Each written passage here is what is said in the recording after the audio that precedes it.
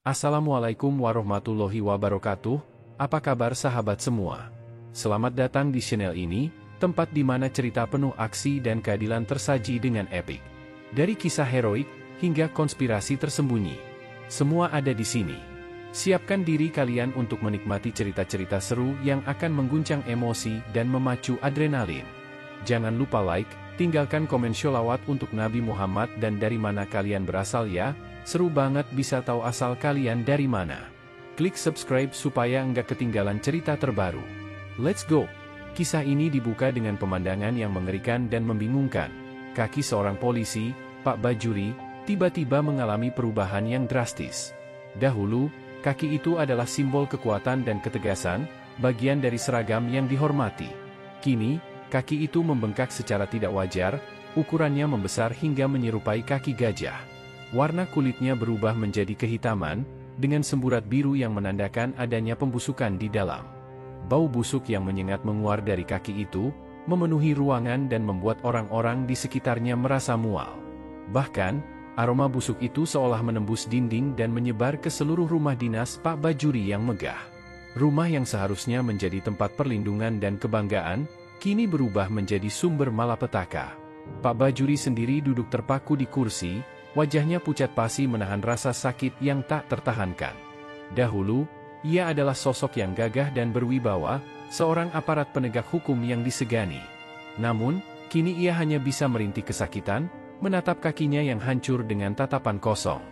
Demi Tuhan, ini tidak masuk akal, gumamnya berulang kali, seolah tak percaya dengan apa yang terjadi. Ia memegangi kakinya yang terus berdenyut nyeri, berharap ini hanyalah mimpi buruk yang akan segera berlalu. Namun, kenyataan pahit itu tetap ada, menghantuinya setiap saat. Orang-orang di sekitar Pak Bajuri mulai berbisik-bisik, bertanya-tanya tentang apa yang telah terjadi. Mereka mencari-cari jawaban atas fenomena aneh ini, mencoba menghubungkan penyakit Pak Bajuri dengan perbuatan-perbuatan yang mungkin telah ia lakukan di masa lalu. Seorang tetua desa, dengan kebijaksanaan dan pengalaman hidupnya, menghela napas panjang dan berkata dengan suara berat, "Ini pasti hukuman atas perbuatanmu, Pak Bajuri. Kau ingat anak yatim yang kau tendang itu?" Ucapan tetua desa itu bagaikan petir di siang bolong, menghantam kesadaran Pak Bajuri.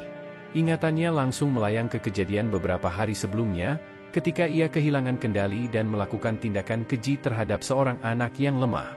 Disinilah awal mula petaka itu berawal, ketika simbol kekuasaan dan kekuatan yang selama ini ia banggakan, sepatu dinasnya, hilang dicuri.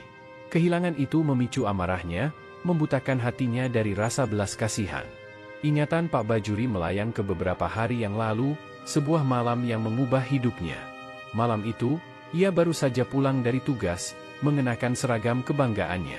Sepatu dinasnya yang mengkilap, hasil semirannya yang telaten, ia letakkan di teras rumah. Sepatu itu bukan hanya alas kaki, tetapi juga simbol kekuasaan dan statusnya sebagai aparat penegak hukum. Keesokan paginya, amarahnya meledak ketika ia menyadari sepatunya hilang. "Siapa yang berani mencuri sepatuku?" teriaknya dengan suara menggelegar, menggema di seluruh lingkungan rumahnya. Ia merasa harga dirinya diinjak-injak, simbol kekuasaannya direnggut. Tanpa pikir panjang, ia mulai menelusuri sekitar rumahnya, mencari jejak sang pencuri. Matanya yang tajam menyapu setiap sudut gang sempit, hingga akhirnya ia melihat seorang anak laki-laki lusuh berlari kecil. Di tangannya, terlihat sepasang sepatu yang masih basah, sepatu dinasnya yang hilang. "Berhenti, pencuri!" teriak Pak Bajuri, amarahnya memuncak. Ia langsung mengejar dan menangkap bocah itu, mencengkeramnya dengan kasar. Wajahnya merah padam, matanya menyala-nyala karena amarah. "Kau berani mencuri sepatuku? Hah?" bentaknya, mengguncang tubuh kurus anak itu. Anak itu menatapnya dengan mata ketakutan, tubuhnya gemetar. Aku lapar, Pak," jawabnya dengan suara kecil. "Aku tidak punya uang, aku hanya ingin menjualnya untuk membeli makanan." Namun, rasa iba tidak muncul di hati Pak Bajuri. Ia dibutakan oleh amarah, merasa terhina karena sepatunya dicuri oleh seorang anak jalanan. Tanpa belas kasihan, ia mendorong tubuh kurus anak itu hingga jatuh tersungkur. "Kau pikir aku peduli dengan alasanmu?" bentaknya lagi. "Kau tetap pencuri." Dengan penuh amarah, ia mengayunkan kakinya dan menendang perut anak itu sekuat tenaga. Anak itu terlempar ke belakang, terbatuk-batuk kesakitan. Matanya berkaca-kaca, tubuhnya menggigil ketakutan. "Aku hanya ingin makan, Pak," rintih anak itu, suaranya lirih. "Kenapa kau begitu kejam?" Namun, Pak Bajuri tidak menggubris rintihan itu. Ia mengambil sepatunya dan pergi begitu saja, meninggalkan anak itu dalam kesakitan di tanah yang dingin. Sebelum pergi, anak itu menatap Pak Bajuri dengan sorot mata yang tajam dan dalam, lalu dengan suara gemetar ia berbisik, "Semoga Tuhan membalas perbuatanmu." Malam itu, Pak Bajuri mulai merasakan sesuatu yang aneh pada kakinya. Awalnya hanya gatal yang luar biasa, kemudian berubah menjadi nyeri yang tak tertahankan. Keesokan harinya, ketika ia bangun, kakinya sudah membengkak mengerikan, pertanda awal dari petaka yang akan menimpanya. Sejak kejadian penendangan itu, kehidupan Pak Bajuri berubah drastis. Kakinya yang dulu gagah dan kuat, kini menjadi sumber penderitaan yang tak berkesudahan. Pembengkakan semakin parah, warna kulitnya menghitam dan bernanah, serta bau busuk yang menyengat menyebar ke seluruh rumah. Rasa sakit yang luar biasa menjalar di sekujur tubuhnya, membuatnya tak bisa tidur nyenyak. Setiap kali ia mencoba berdiri, rasa sakit itu menusuk-nusuk tulang-tulangnya, membuatnya meringis kesakitan. Ia hanya bisa terbaring lemah di tempat tidur, menatap langit-langit kamar dengan tatapan kosong. Istrinya, Bu Rini, menangis di sudut ruangan, tak tahu lagi apa yang harus dilakukan. Mereka telah mencoba berbagai pengobatan, dari dokter umum hingga spesialis, namun tak ada yang bisa menyembuhkan penyakit misterius ini. Para dokter hanya menggelengkan kepala, mengatakan bahwa ini bukanlah penyakit biasa. Bau busuk yang menyengat membuat orang-orang menjauhinya. Para tetangga mulai menghindari rumahnya, rekan-rekan sesama polisi pun tak berani mendekat. Di tengah penderitaannya, Pak Bajuri mulai merenungkan perbuatannya di masa lalu. Ia teringat akan arogansi dan kesewenang-wenangannya sebagai seorang polisi. Ia sering menindas rakyat kecil, pedagang kaki lima yang tak punya izin, sopir angkot yang lupa memberi uang keamanan. Ia juga dikenal sering mabuk-mabukan dan main perempuan, memiliki simpanan di sana-sini. Semua orang tahu akan kebejatan Pak Bajuri, namun tak ada yang berani melawannya. Mereka hanya bisa berbisik-bisik di belakangnya, berharap suatu hari ia akan mendapat balasan atas perbuatannya. Dan mungkin, balasan itu telah datang. Pak Bajuri menyadari bahwa penyakit yang dideritanya bukanlah penyakit biasa, melainkan sebuah kutukan. Kutukan dari anak yatim yang telah ia sakiti. Ia teringat akan sorot mata anak itu, yang penuh dengan kesedihan dan kemarahan. Ia teringat akan kata-kata anak itu, "Semoga Tuhan membalas perbuatanmu." Kini, kutukan itu menjadi kenyataan. Pak Bajuri menyesali perbuatannya, namun penyesalan itu sudah terlambat. Ia hanya bisa merintih kesakitan, menanggung penderitaan yang tak terbayangkan. Ia merasa seperti hidup di neraka, dihantui oleh bayangan anak yatim yang telah ia sakiti. Di dalam tidurnya, ia bermimpi melihat Ilham berdiri di ujung ranjangnya. Anak itu tidak tersenyum, matanya kosong penuh kesedihan. "Pak, kenapa kau menendangku?" Suara Ilham terdengar lirih namun menggema di seluruh ruangan. Pak Bajuri terbangun dengan napas tersengal, dadanya berdegup kencang. "Tidak, tidak, ini cuma mimpi," teriaknya panik. Namun, saat ia melihat ke arah kakinya, dagingnya mulai membusuk, nanah mengalir lebih deras. Pak Bajuri menjerit, menyadari bahwa mimpi itu bukanlah sekadar mimpi, melainkan peringatan akan hukuman yang akan diterimanya. Ia merasa putus asa, tak tahu lagi apa yang harus dilakukan. Ia hanya bisa menangis, menyesali perbuatannya, dan berharap ada keajaiban yang bisa menyelamatkannya. Di tengah penderitaannya yang tak tertahankan, Pak Bajuri menyadari bahwa satu-satunya harapan untuk sembuh adalah dengan meminta maaf kepada Ilham, anak yatim yang telah ia sakiti. Namun, mencari Ilham bukanlah perkara mudah. Anak itu hidup menggelandang di jalanan, tanpa tempat tinggal yang tetap. Dengan sisa tenaga yang ada, Pak Bajuri meminta istrinya, Bu Rini, untuk mencari Ilham. Bu Rini, yang sangat mencintai suaminya, segera meminta bantuan seorang pesuruh di kantor polisi untuk mencari anak itu. Pesuruh itu, yang mengenal baik lingkungan sekitar, mulai mencari Ilham di tempat-tempat yang biasa ia kunjungi. Sementara itu, Ilham masih hidup menggelandang di jalanan, menahan rasa sakit akibat tendangan Pak Bajuri. Ia hidup dalam ketakutan, trauma dengan kekerasan yang ia alami. Ia sudah sering dipukul dan dihina oleh orang-orang. namun perlakuan Pak Bajuri sangat berbeda. Sorot mata Pak Bajuri saat menendangnya begitu kejam, seolah nyawanya tidak berharga. Ketika pesuruh itu menemukannya, Ilham langsung mundur ketakutan. Aku tidak mau, katanya dengan suara gemetar. Aku tidak mau dipukul lagi. Pesuruh itu menghela napas, memahami ketakutan Ilham. Tidak, nak, katanya dengan lembut. Kali ini dia ingin meminta maaf padamu. Dia sudah tidak bisa berjalan lagi, dia sedang sakit parah. Ilham menatap pesuruh itu dengan ragu. Benarkah? Tanyanya, suaranya bergetar. Polisi itu sakit? Benarkah dia ingin meminta maaf? Hatinya masih dipenuhi ketakutan, namun di sisi lain, ia juga merasa iba. Ia teringat akan ajaran ibunya, bahwa orang yang memaafkan akan diberi keberkahan oleh Tuhan. Aku tidak bisa, gumamnya pelan, masih ragu. Karena Ilham menolak menemui Pak Bajuri, pesuruh itu kembali ke rumah Pak Bajuri dan menyampaikan pesan Ilham. Pak Bajuri menutup matanya, air mata jatuh di pipinya. Ia menyadari bahwa luka yang ia tinggalkan pada anak itu terlalu dalam. Kalau begitu, tolong mintakan maaf dariku kepadanya, kata Pak Bajuri dengan suara bergetar. Katakan padanya, aku benar-benar menyesal. Aku mohon, doakan aku. Pesuruh itu mengangguk dan kembali menemui Ilham. Nak, Pak Bajuri benar-benar menyesal, katanya. Katanya, dia hanya ingin kau memaafkannya. Bisakah kau mendoakannya agar dia bisa sembuh? Ilham terdiam, hatinya masih dipenuhi luka dan ketakutan. Namun, ia juga ingat akan ajaran ibunya. Akhirnya, ia menghela napas dan menutup matanya. Ia mengangkat kedua tangannya dan mulai berdoa. Ya Tuhan, doanya dengan suara lirih. Jika dia benar-benar menyesal, maka sembuhkanlah dia. Doa Ilham, yang tulus dan penuh pengampunan, menjadi harapan terakhir bagi Pak Bajuri.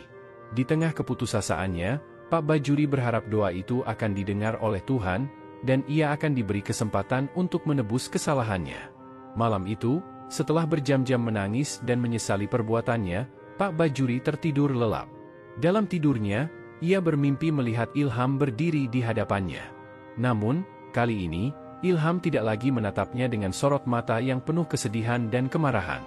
Ia tersenyum lembut, senyum yang tulus dan penuh pengampunan. Pak, aku sudah memaafkanmu, kata Ilham dengan suara yang menenangkan, seolah menghapus semua beban yang selama ini menghantui Pak Bajuri. Saat terbangun, Pak Bajuri merasakan sesuatu yang aneh. Rasa sakit yang selama ini menyiksa tubuhnya perlahan menghilang. Bau busuk yang menyengat juga memudar, digantikan oleh aroma segar yang menenangkan. Dengan tangan gemetar, ia menyingkap selimutnya dan melihat kakinya. Keajaiban terjadi. Kakinya telah kembali normal, tidak ada lagi pembengkakan, tidak ada lagi nanah dan warna kehitaman. Pak Bajuri menangis haru, air mata kebahagiaan membasahi pipinya. Ia menyadari bahwa hanya doa dari anak yatim yang telah disakitinya yang bisa menyelamatkannya. Sejak hari itu, hidup Pak Bajuri berubah total. Ia tidak lagi arogan dan kejam. Ia menggunakan sisa hidupnya untuk membantu anak-anak yatim dan orang-orang miskin, sebagai penebusan atas dosa-dosanya di masa lalu. Ia menjadi sosok yang ramah dan penuh kasih, selalu siap membantu siapapun yang membutuhkan. Ia mendirikan sebuah panti asuhan, memberikan tempat tinggal dan pendidikan bagi anak-anak yatim piatu.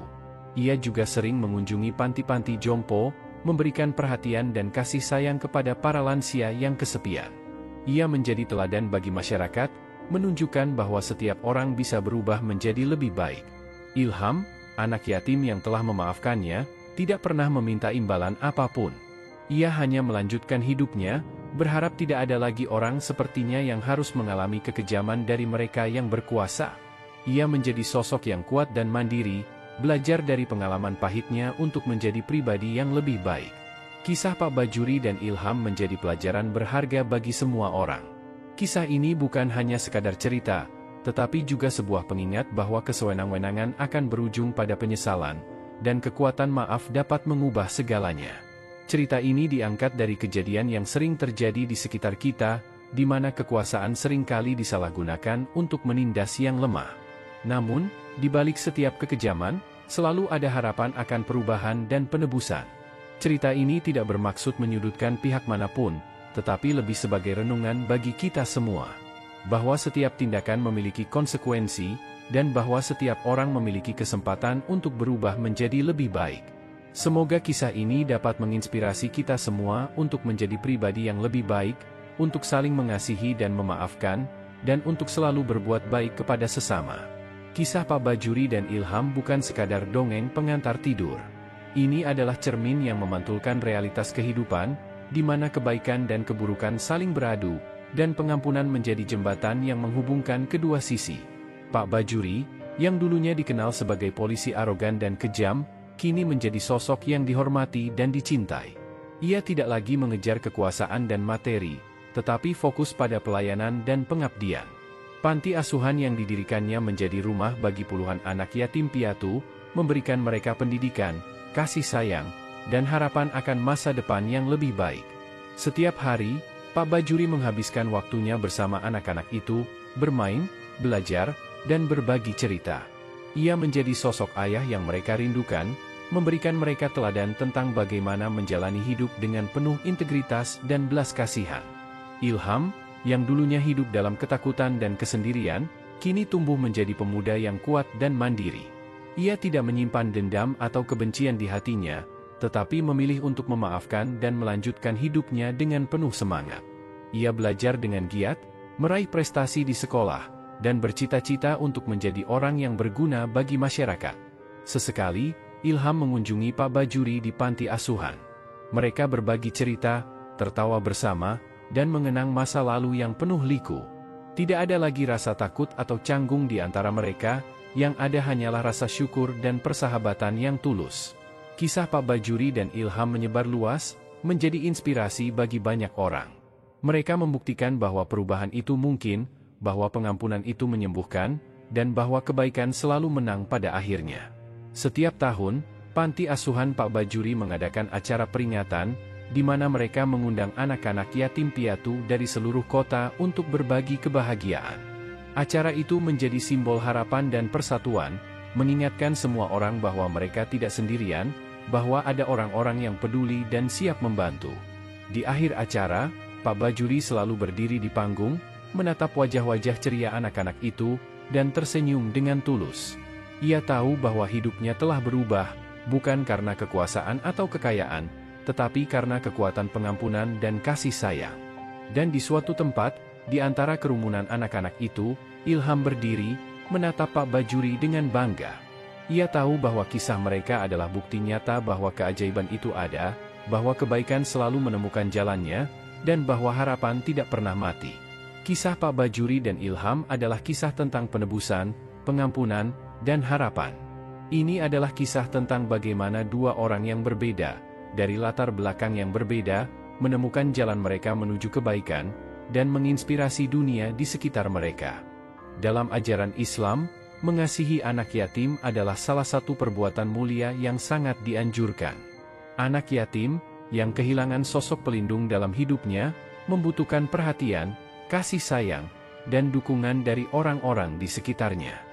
Islam mengajarkan bahwa memperlakukan anak yatim dengan baik adalah cerminan dari keimanan dan ketakwaan seorang muslim. Dalil-dalil dalam Al-Quran dan Hadis. Al-Quran Surat Al-Baqarah ayat 220. Mereka bertanya kepadamu, Muhammad, tentang anak yatim. Katakanlah, memperbaiki keadaan mereka adalah baik. Quran Surat Al-Baqarah 220. Ayat ini menekankan pentingnya memperbaiki keadaan anak yatim, baik secara materi maupun non-materi. Al-Quran Surat Ad-Duha ayat September 10. Maka terhadap anak yatim janganlah engkau berlaku sewenang-wenang. Dan terhadap orang yang meminta-minta, janganlah engkau menghardik. Quran Surat Ad-Duha, September 10. Ayat ini melarang keras perlakuan sewenang-wenang terhadap anak yatim dan memerintahkan untuk bersikap lembut. Hadis riwayat Bukhari dan Muslim. Rasulullah Shallallahu Alaihi Wasallam bersabda, "Aku dan orang yang memelihara anak yatim di surga seperti ini," sambil menunjukkan jari telunjuk dan jari tengahnya dan merapatkan keduanya. Hadis ini menunjukkan betapa tingginya kedudukan orang yang memelihara anak yatim di sisi Allah Subhanahu wa Ta'ala. Hadis riwayat Tirmidzi dari Ibnu Abbas. Orang yang memelihara anak yatim di kalangan umat muslimin, memberikannya makan dan minum, pasti Allah akan masukkan ke dalam surga, kecuali ia melakukan dosa yang tidak bisa diampuni. Hadis ini menegaskan jaminan surga bagi orang-orang yang memelihara anak yatim. Bentuk-bentuk mengasihi anak yatim: memberikan perlindungan dan kasih sayang. Anak yatim membutuhkan rasa aman dan kasih sayang. Perlakukan mereka seperti anak sendiri, berikan perhatian, dan dengarkan keluh kesah mereka.